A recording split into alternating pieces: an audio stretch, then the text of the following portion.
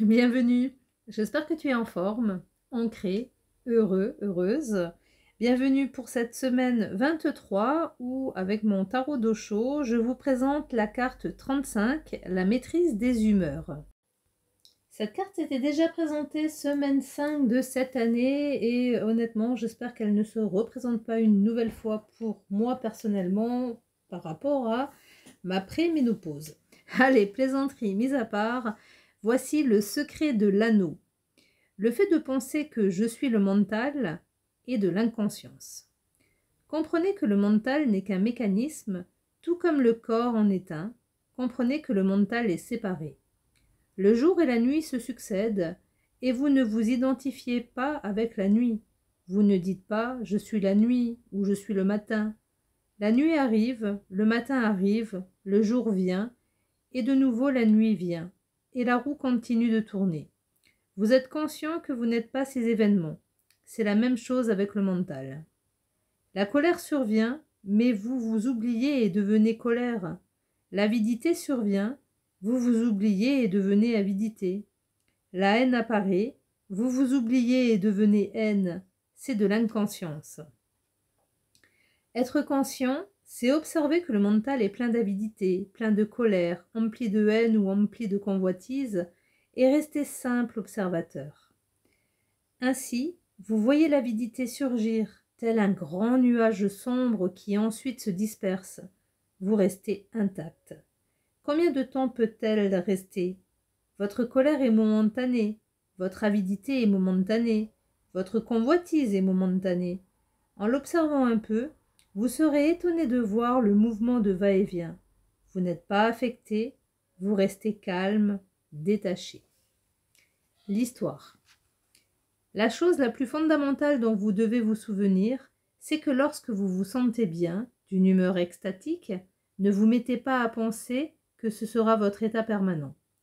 Vivez ce moment aussi joyeusement, aussi gaiement que possible, en sachant parfaitement bien que cela ne fait que passer, pareil à une brise qui pénètre dans la maison, avec toute sa fraîcheur et son parfum, pour ressortir par une autre porte. Il est essentiel de comprendre que si vous pensez pouvoir rendre vos moments extatiques permanents, vous êtes déjà en train de les détruire. Soyez reconnaissant quand ils arrivent et remerciez l'existence quand ils disparaissent. Restez ouvert, cela reviendra. Ne portez pas de jugement, ne faites pas de choix, restez dans l'équanimité. Effectivement, par moments, vous serez malheureux, et alors, il y a des gens malheureux qui n'ont même pas connu un seul instant d'extase. Vous avez de la chance. Même dans la souffrance, souvenez-vous qu'elle ne durera pas, elle disparaîtra. Alors ne la laissez pas vous troubler, restez détendu. Tout comme le jour et la nuit se succèdent, les moments de joie et les moments de tristesse se succèdent. Acceptez-les comme faisant partie de la dualité de la nature, comme la nature même des choses. Vous n'êtes qu'un simple observateur. Ne vous identifiez ni à la joie ni à la tristesse. La joie est éphémère, la tristesse est éphémère. Une seule chose demeure en permanence, c'est le témoin, celui qui observe. Peu à peu, centrez-vous dans celui qui observe. Les jours, les nuits se succéderont. Les vies, les morts se succéderont. Le succès, les échecs se succéderont. Mais si vous êtes centré dans celui qui observe, car c'est l'unique réalité en vous, tout ne sera qu'un phénomène passager. Essayez un instant de ressentir ce que je dis, soyez simplement celui qui observe.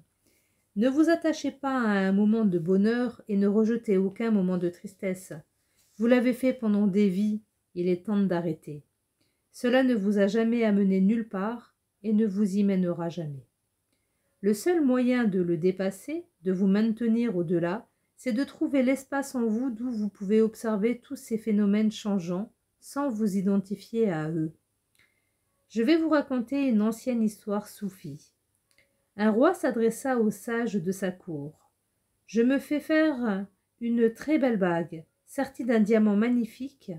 Je voudrais y faire cacher, à l'intérieur, un message qui me serait utile dans une situation désespérée.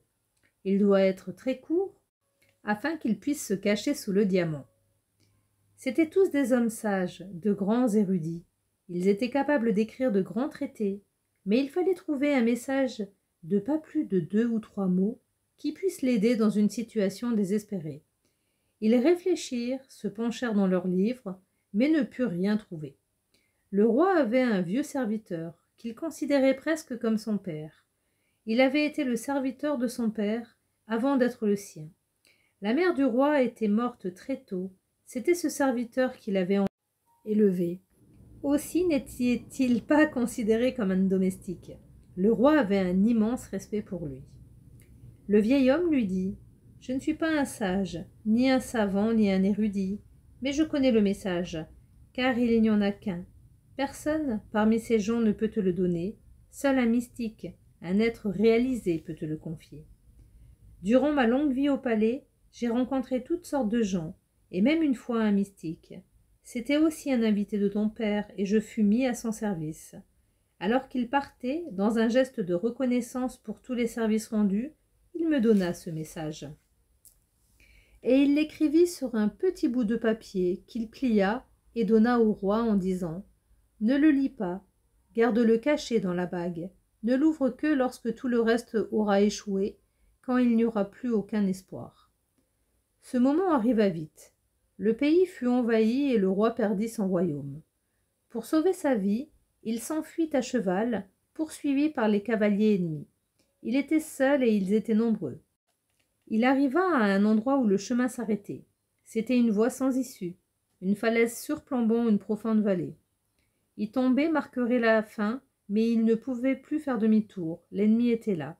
Il entendait déjà le bruit de sabots de leurs chevaux. Il ne pouvait avancer, il n'y avait aucune autre issue. Soudain il se souvint de la bague. Il l'ouvrit, sortit le papier sur lequel était écrit un petit message d'une immense valeur. C'était tout simplement « Ceci aussi passera ». Un immense silence descendit sur lui alors qu'il lisait cette phrase. « Ceci aussi passera ». Et c'est ce qui arriva. Tout ne fait que passer. Rien n'est permanent en ce monde. Les ennemis qui le poursuivaient avaient dû se perdre dans la forêt, avaient dû se tromper de chemin. Peu à peu, le sang de leurs sabots disparut. Le roi fut immensément reconnaissant envers son serviteur et envers le mystique inconnu. Ses paroles se révélèrent miraculeuses. Il replia le papier, le remit dans la bague, rassembla à nouveau ses armées et reconquit son royaume. Le jour où il entra victorieux dans la capitale, il y eut une immense célébration dans toute la ville, de la musique, de la danse. Il se sentait si fier de lui. Le vieil homme qui marchait à côté de son char lui dit « C'est encore le bon moment de relire ton message. »« Que veux-tu dire ?» lui répondit le roi. « À présent je suis victorieux, le peuple m'acclame. Je ne suis pas désespéré et je ne suis pas dans une situation sans issue. » Le vieil homme dit « Écoute ce que m'avait dit le saint homme.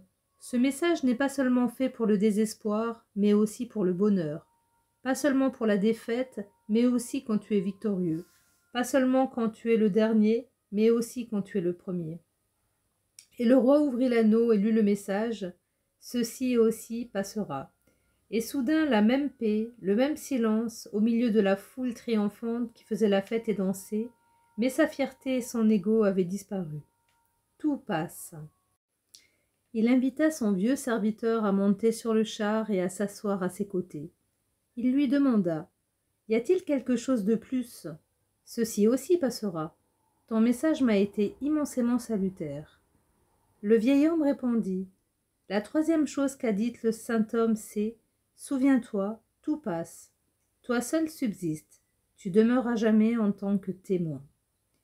Tout passe, mais vous persistez, vous êtes la réalité. Tout le reste n'est qu'un rêve. De beaux rêves, des cauchemars.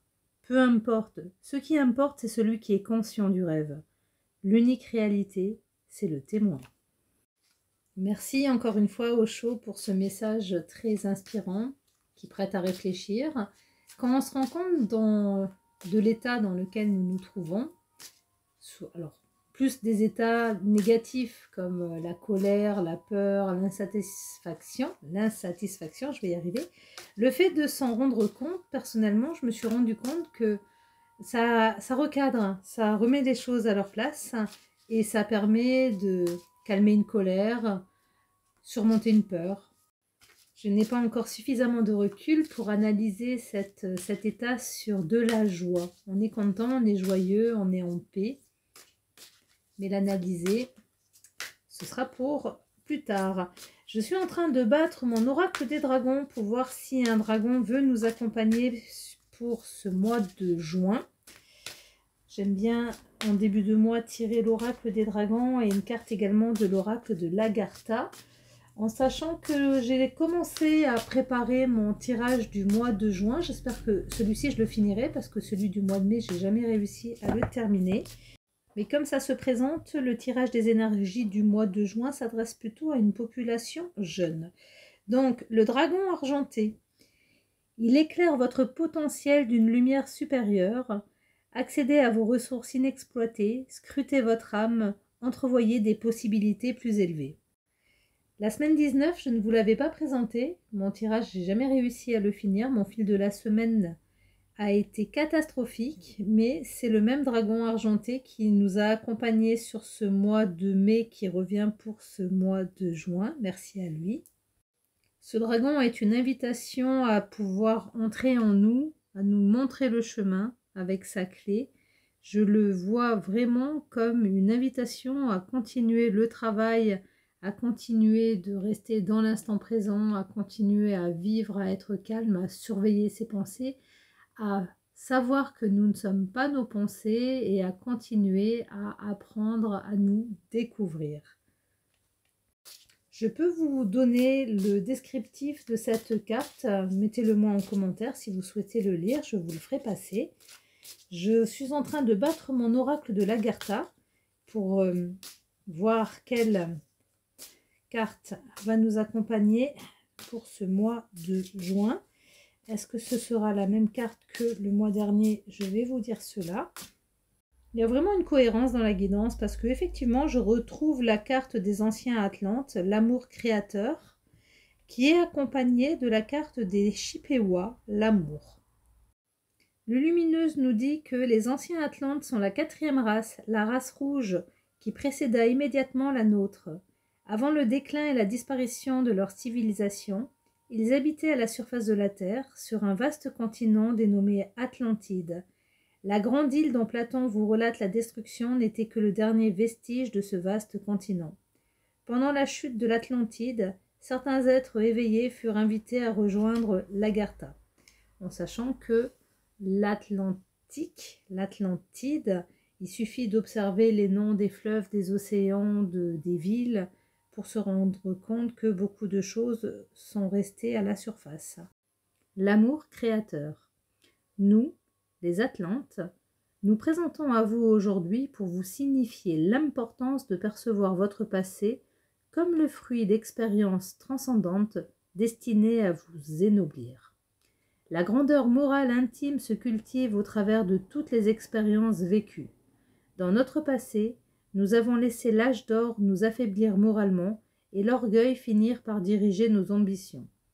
Aujourd'hui, nous unissons nos voix pour vous avertir.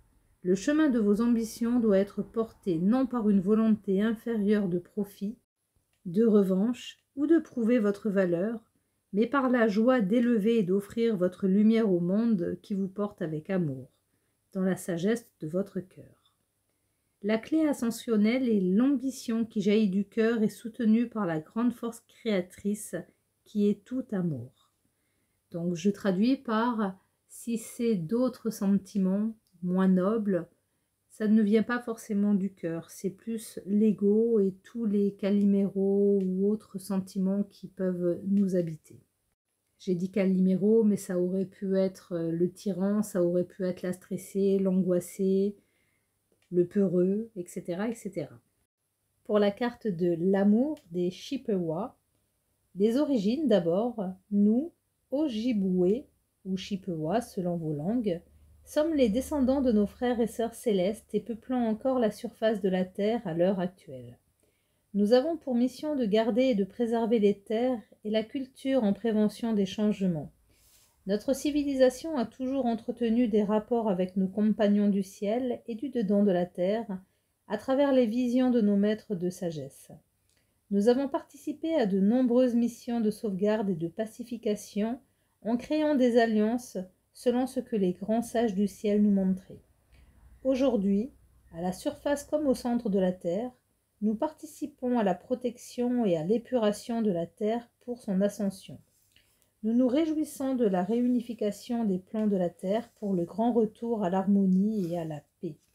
Alors je viens de regarder, Ojibwe, ça vient d'une langue de l'Afrique de l'Ouest qui est l'Yoruba. La religion Yoruba peut être décrite comme une forme de monothéisme diffus avec une force créatrice suprême mais lointaine, englobant l'ensemble de l'univers. C'est pas mal. Donc, la carte de l'amour. La pollution de votre monde vient de la pollution psychique qui recouvre la conscience de nombreux voiles. Les préoccupations d'ordre climatique doivent trouver une résonance dans vos propres schémas intérieurs. La Terre qui nous accueille a besoin d'être soutenue par des êtres rayonnants, une énergie légère et créatrice. Les germes de la pollution sont d'abord intérieurs, et c'est en ce lieu que l'humain doit commencer par les traiter. Nous, peuple de la nature divine, gardiens des lacs et des forêts, savons que pour préserver ces paradis, nous devons éduquer ceux qui les détruisent. La solution réside dans l'amour et la conscience que l'humain doit ouvrir en lui-même. Si vous souhaitez aider la Terre à se purifier, c'est en vous qu'il faut commencer. Clé ascensionnelle, si vous voulez aider la Terre, élevez votre regard vers la dimension spirituelle de votre être en entier. Je crois qu'on vient de finir cette magnifique boucle qui est de s'aimer soi-même, commençons par s'aimer soi-même, ou alors une autre citation que j'aime bien, c'est « Connais-toi toi-même et tu connaîtras l'univers et c'est Dieu ». Nous sommes tous des dieux, n'oubliez pas, les dieux c'est nous. Dieu est en chacun de nous, il est partout, il est infiniment partout et présent en tout. Merci de m'avoir écouté, je vous souhaite une excellente semaine, je vous embrasse. Si vous voulez une petite carte en plus, un email, et à très bientôt. Bye bye.